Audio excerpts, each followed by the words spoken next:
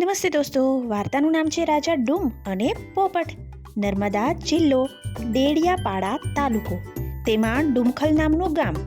ચારે બાજુ ડુંગર અને જંગલ, કંદરા અને કુંજ, ખડ વહેતા ઝરણા, નાસભાગ કરતા હરણા, ઊંચા ઊંચા ઝાડ, દોડા જેવા વેલાઓ, ઔષધિના ભંડાર જેવા વૃક્ષો, આસપાસ નદીઓ, પહોળા પટવાળી દેવ નદી, નાગરની જેમ સરકતી તેરાવ નદી, પૂર્વ બાજુએ વહેતી પૂર્વાથી.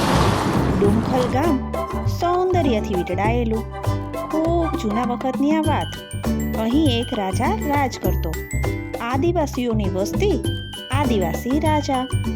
એનું નામ ડૂમ. ડૂમ ઉપરથી જ આ જગ્યાનું નામ ડુમખલ પડ્યું.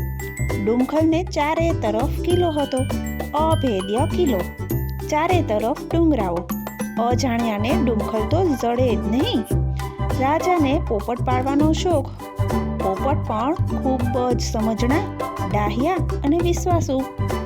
ડુમખલના પોપટનો રંગ લીલોછમ, બીજા પોપટ કરતાં મોટા, માથા પણ મોટા, ગળે કાટલો, મોટી ને વાંકી લાલ ચાંચ, લાંબી પૂંછડી.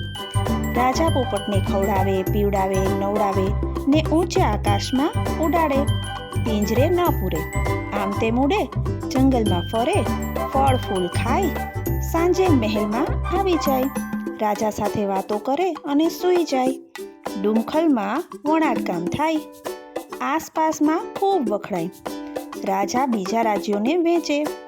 ડુમખલને કોઈની તાબેદારી નહીં. દૂર દેશના એક રાજાને કાને આ વાત ગઈ. ડુમખલનું વણાટ એટલે વણાટ. રાજાને થયું, ડૂમ રાજાને હરાવીએ, તેનો કિલ્લો કબજે કરીએ, પછી વણાટ કલા તો આપણી જ. બીજા રાજાએ ચડાઈ કરી, પણ ડુંગરાઓમાં અટવાઈ ગયો. સેના ભૂલી પડી ગઈ. ડુમખલ ક્યાંય મળે નહીં. શું કરવું? રાજાને જાણ થયેલી કે ડુમખલના વણાટની જેમ ત્યાંના પોપટ પણ વખણાય. માણસ જેવી શાન, માણસ જેવું બોલે છે.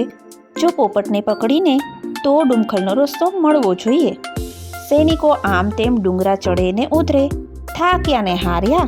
ડુમખલ ન ચડ્યું. એ દિવસે ડૂમ રાજાના પોપટ પોપટી ઉડ્યા, આકાશે ફરતા હતા, મીઠું મીઠું બોલતા હતા.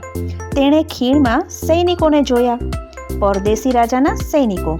પોપટ તો સમજી ગયા, અમારા રાજા પર કોઈ ચડાઈ લઈને આવ્યા છે, હવે શું કરવું? ડૂમ રાજાને તો કંઈ ખબર જ નથી. ત્યારે દુશ્મન રાજાએ પોપટને બોલતા સાંભળ્યા. તેણે સૈનિકોને કહ્યું, પેલા પોપટ ડૂમ રાજાના છે, તે ઉડતા ઉડતા જાય છે, ત્યાં ડૂમ રાજા હશે, તેનો પીછો કરો. બેય પોપટે સાંભળ્યું.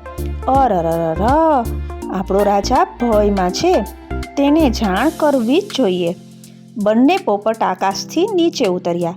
તેઓ જંગલમાં ઝાડી નીચે લાગ્યા જમીન પર ચાલવા, કોઈ જુએ નહીં એમ. દુશ્મન રાજાને ખબર જ ન પડી કે બંને પોપટ ઉડતા ઉડતા ક્યાં ગયા. ડુંગરા ચડ્યા, ઉતર્યા, નદી નાળા પાર કર્યા. એમ ચાલતા જ પોપટ ડૂમ રાજા પાસે પહોંચ્યા. બંને પોપટે રાજાને વાત કરી. ડૂમને ચેતવી દીધા. ડૂમ તો પોપટની હોશિયારી પર વારી ગયો. ઓ મારા પોપટો, તમે મારું રાજ્ય બચાવ્યું. પેલા દુશ્મન રાજા રખડી આથડી કૂટાઈ થાકી સૈનિકોને લઈને પાછો વળી ગયો. તેને ડુમખલ ચડ્યું જ નહીં. પોપટની જોડીએ આખું રાજ્ય બચાવ્યું. આજે રાજા ડૂમ નથી, પણ તે પોપટ અને પોપટીનો અસંખ્ય પોપટોનો વંશ છે, જે ડુમખલના પોપટ નામે જાણીતા છે. આવી જ વાર્તાઓ સાથે ફરી મળીએ. નાના દોસ્તો, ગમ્યું હોય તો લાઈક કરો, સબસ્ક્રાઈબ કરો. આવજો.